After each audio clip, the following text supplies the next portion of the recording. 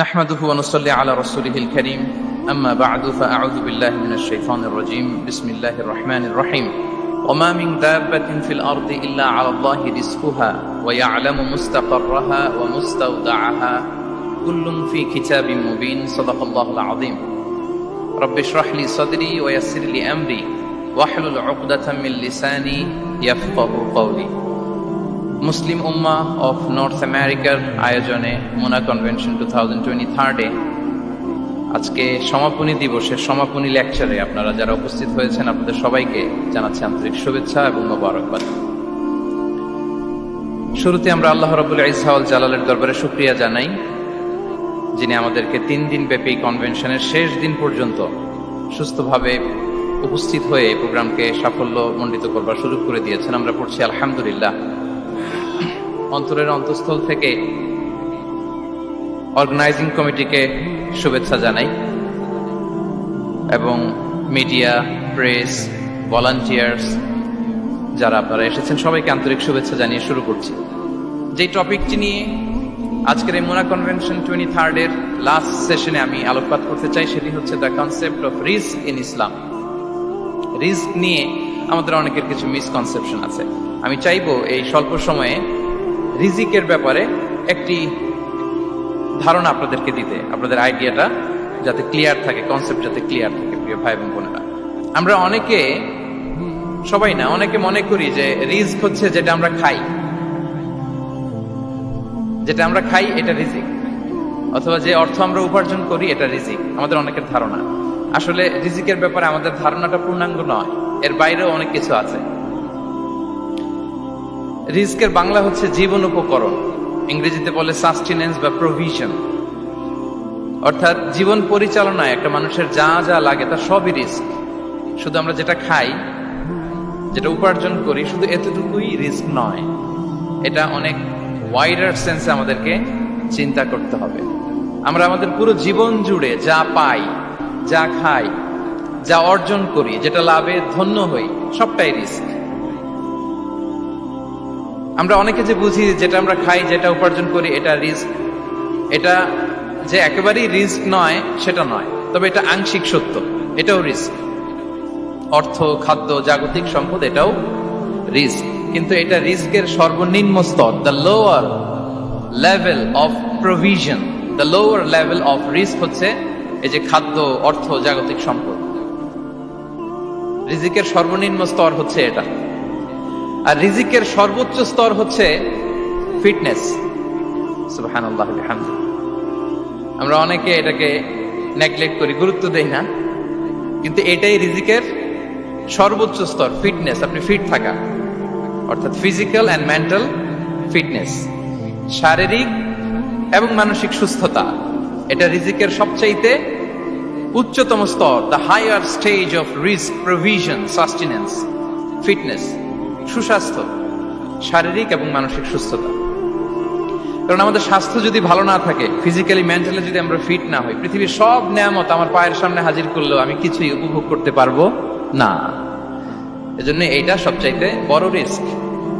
এবং রাসূলুল্লাহ সাল্লাল্লাহু আলাইহি ওয়াসাল্লাম তিনি বলেছেন যে নি'মাতান মাগবুনুন ফীহিমা কাসীরুম মিনান নাস, আস-সিহহাতু ওয়াল ফারাগ।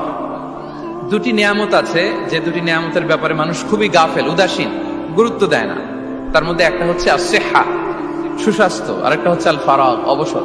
আমরা যখন খুব ব্যস্ত হয়ে পড়ি, নাভিশ্বাস, সময় নাই, খুবই রাশিং, তখন বুঝি যে অবসরের কত দাম।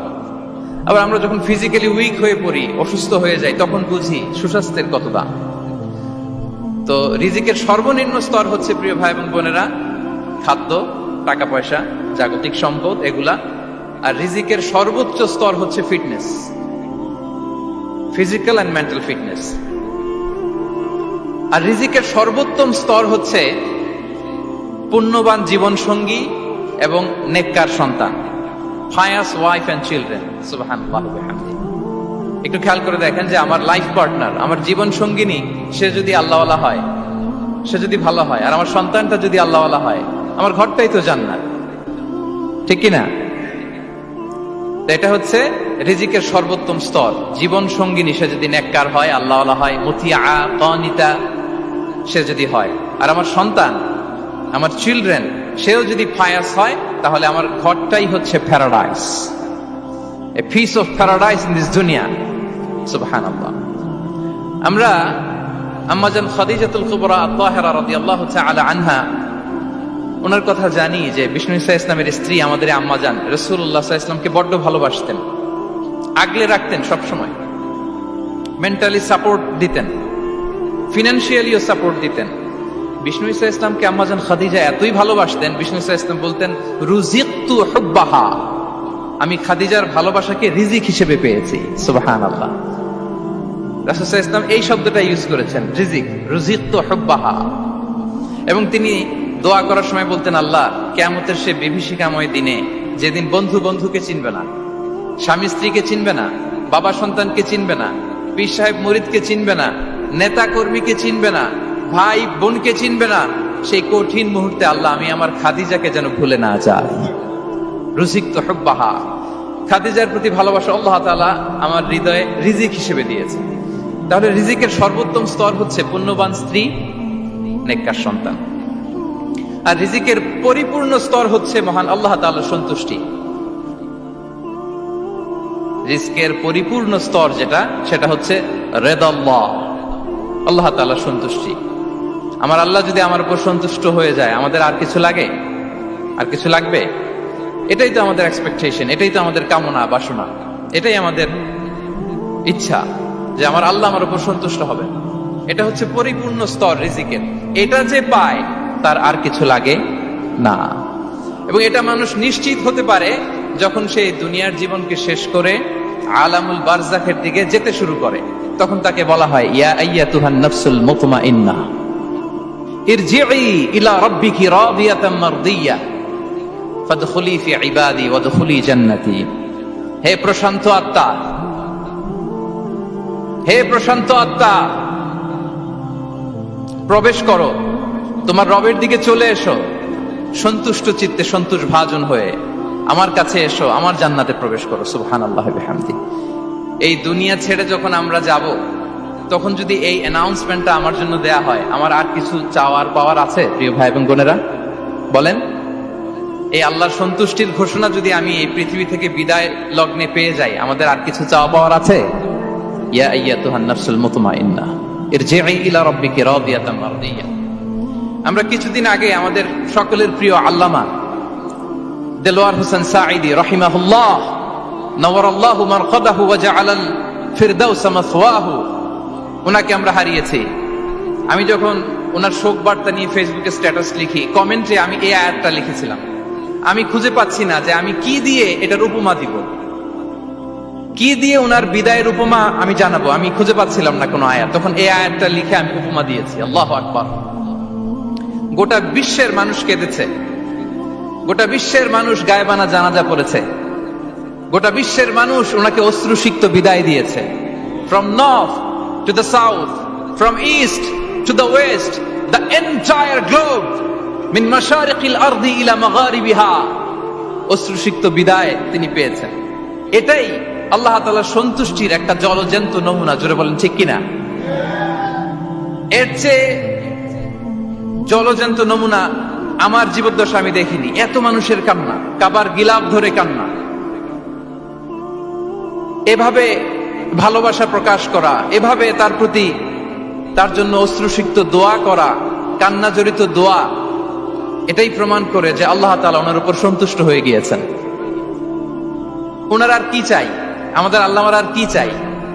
আর কিছুর দরকার নাই, ঠিক কিনা? এই যে পরম সৌভাগ্য, এরকম বিদায় নিতে পারা, এটা পরম সৌভাগ্য। আমরা আল্লাহর জন্য দোয়া করি, আল্লাহ তাআলা সারা জীবন তিনি যেমনি কোরআনের বার্তাকে গোটা বিশ্বব্যাপী পৌঁছে দিয়েছেন, তার কবরটাকে আল্লাহ তাআলা কোরআনের নূর দিয়ে আলোকিত করে দেখ। কোরআনকে আল্লাহ তাআলা তার কবরের সাথী বানাক। কোরআনকে আল্লাহ তাআলা তার কিয়ামতের দিন, in the day of judgement, তার পক্ষে শাহাদাতকারী হিসেবে কবুল করুন। সম্মানিত ভাই এবং বোনেরা, আল্লাহ তাআলার সন্তুষ্টি পরিপূর্ণ রিজিক, এটা হচ্ছে পরিপূর্ণতা, কমপ্লিট রিস্ক। তাহলে আমরা যেটা ভাবি অর্থ, আমরা যেটা ভাবি সম্পদ, এটা রিজিকের সর্বনিম্ন স্তর। সর্বোচ্চ স্তর হচ্ছে fitness. Physical and mental fitness. সর্বোত্তম স্তর হচ্ছে পুণ্যবান স্ত্রী, নেককার সন্তান। আর পরিপূর্ণ স্তর হচ্ছে আল্লাহ তাআলার সন্তুষ্টি। হাদিসে সবরকে বলা হয়েছে সবচেয়ে প্রশস্ত স্তর। as-sabr, পেশেন্স, ধৈর্য। রাসূলুল্লাহ সাল্লাল্লাহু আলাইহি ওয়াসাল্লাম বলেছেন, মা রুজিকা আবদুন খায়রান লাহু ওয়ালা আওসা মিনাস সাবর। সবরের চেয়ে কোনো প্রশস্ত নেয়ামত, প্রশস্ত রিজিক আল্লাহ তাআলা কোনো বান্দাকে দেয়নি। ধৈর্য। আমাদের অনেকের ধৈর্য কম। আপনাদের কি অবস্থা? ধৈর্য আছে তো? হ্যাঁ, সবার ধৈর্য আছে না? আপনাদের দেখেই বোঝা যাচ্ছে মাশাআল্লাহ, খুব ধৈর্যের সাথে আপনারা একেবারে শেষ সময় পর্যন্ত আছেন। তো এই ধৈর্যের প্র্যাকটিসটা আমাদের করতে হবে। আমরা যেন অস্থির না হয়ে যাই, আমরা যেন আতঙ্কিত না হই, আমরা যেন প্রশান্ত থাকি, আমরা যেন ধৈর্যের প্র্যাকটিস করি। বিশেষ করে আমাদের সন্তানদের এটা শেখাতে হবে। কারণ ধৈর্য এটা এমন একটা গাছ, যে গাছে সারা গায়ে কাটা কিন্তু এর ফলটা বড় মিষ্টি। ধৈর্য এমন একটা গাছ, যে গাছে সারা গায়ে কাটা কিন্তু এর ফলটা বড় সুস্বাদু। তো সেই টেস্টি ফ্রুট যদি আপনি ট্রাই করতে চান, আপনাকে ধৈর্য ধারণ করতে হবে। তাহলে হাদিসের আলোকে আমরা জানলাম রিজিকের সবচাইতে প্রশস্ত স্তর হচ্ছে ধৈর্য। রিজিকের সবচাইতে কল্যাণকর স্তর হচ্ছে হিকমা। আল্লাহ তাআলা বলছেন, ইউতিল হিকমাতা মান ইয়াশা ওয়া মান ইউতাল হিকমাতা ফাকাদ উতিয়া খায়রান কাসীরা। আল্লাহ যাকে চান তাকে এই হিকমা দেন, আর যাকে আল্লাহ তাআলা হিকমা দেন তাকে প্রভূত কল্যাণ দান করেন। হিকমা, প্রজ্ঞা, উইজডম, নলেজ আর কমন সেন্স, দুইটা যখন একসাথে হয় এটা উইজডম হয়ে রিফ্লেক্ট করে। আই রিপিট, জ্ঞান এবং আকল, নলেজ আর কমন সেন্স, দুইটা যখন একসাথে হয় ওটা হয়ে যায় উইজডম বা প্রজ্ঞা। কখন কোথায় বলতে হয়, কেমন ভাবে বলতে হয়, কি করে বলতে হয়, কখন কি করতে হয়, কতটুকু করতে হয়, কোথায় যে থামতে হয়, এটা জানার নাম হচ্ছে হিকমা। আর হিকমা হচ্ছে সবচাইতে কল্যাণকর রিস্ক। সম্মানিত সুধী, এটা হচ্ছে আমার introductory discussion. The concept of রিস্কের ব্যাপারে এখন মোটামুটি আমাদের একটা আইডিয়া ক্লিয়ার হয়েছে না? রিস্ক কি, কত ধরনের হতে পারে, রিস্কের সবচেয়ে নিম্ন স্তর কি, সর্বোচ্চ স্তর কি, সবচেয়ে প্রশস্ত স্তর কোনটা, সর্বশ্রেষ্ঠ স্তর কোনটা, সবচেয়ে কল্যাণকর স্তর কোনটা। এ পর্যায়ে আমরা জানবো যে এই রিজিকের বন্দোবস্ত কে করেন। কে করেন বলেন তো দেখি? এই রিজিকের বন্দোবস্ত একচ্ছত্র ভাবে আল্লাহ তাআলা এটা নিয়ন্ত্রণ করেন। তিনি রিজিকের মহাব্যবস্থাপক। যে আয়াত দিয়ে আমি শুরু করেছি প্রিয় ভাই এবং বোনেরা, ওমা মিন দাব্বাতিন ফিল আরদি ইল্লা আলাল্লাহি রিজকুহা ওয়া ইয়ালামু মুস্তাকাররাহা ওয়া মুস্তাওদাআহা কুল্লুন ফি কিতাবিম মুবিন। ভূপৃষ্ঠে বিচরণশীল যত প্রাণী আছে, এই সবগুলো প্রাণীর রিজিকের ব্যবস্থাপনা আল্লাহ তাআলা নিজ কুদরতে করেন। এবং এই প্রত্যেকটা প্রাণীর স্থায়ী অস্থায়ী নিবাস সম্পর্কে, অবস্থান সম্পর্কে তিনি জানেন। এখানে যদিও ফিল আরদি বলা হয়েছে, বস্তুত জলে, স্থলে, বায়ুমণ্ডলে যত লিভিং ক্রিয়েচার আছে, সব লিভিং ক্রিয়েচারের রিজিকের বন্দোবস্ত করেন কে? এজন্য তিনি হচ্ছেন রাজ্জাক। তিনি ওনার একটা নাম দিয়েছেন যে আমি হচ্ছি আর রাজ্জাক, ইন্নাল্লাহা হুয়ার রাজ্জাকু যুল কুওয়াতিল মাতিন। নিশ্চয় আল্লাহ তাআলা তিনি হচ্ছেন আর রাজ্জাক, তিনি রিজিকের ব্যবস্থাপক। যে কেউ রাজ্জাক হতে পারে না, চাইলে রাজ্জাক হওয়া যায় না। রাজ্জাক একজন, তিনি কে? আল্লাহ। রিজিকের রেসপন্সিবিলিটি আল্লাহ, রিজিক নিয়ে চিন্তা আল্লাহর। তো আল্লাহর চিন্তা আমি করলে হবে? বলেন, যেটার দায়িত্ব আল্লাহ, যে রেসপন্সিবিলিটি আল্লাহর, ওই রেসপন্সিবিলিটি আমি নিলে হবে? হবে না।